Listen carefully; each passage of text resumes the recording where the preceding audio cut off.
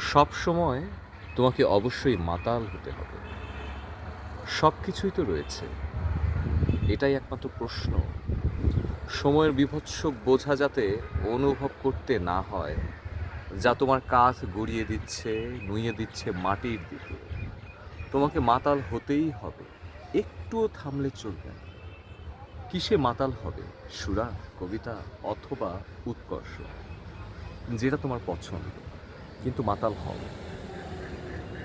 এবং যদি কোনো সময়ে কোনো প্রাসাদের সিঁড়িতে, কোনো খানাখন্দনের সবুজ ঘাসের মধ্যে, অথবা তোমার নিজেরই ঘরের নিরানন্দ নির্জনতায় তুমি জেগে ওঠো, তোমার নেশা যখন কমতে শুরু করেছে অথবা কেটেই গেছে, জিজ্ঞেস করো বাতাসকে, ঢেউ, নক্ষত্র, পাখি, ঘড়ি, এমন সব কিছুকে যারা ওড়ে, গুঞ্জন করে, গড়ায়, গান গায়, কথা বলে, তাদের জিজ্ঞেস করো এখন কিসের সময়। তখন সেই বাতাস, ঢেউ, নক্ষত্র, পাখি, ঘড়ি তোমাকে উত্তর দেবে এখন মাতাল হওয়ার সময়।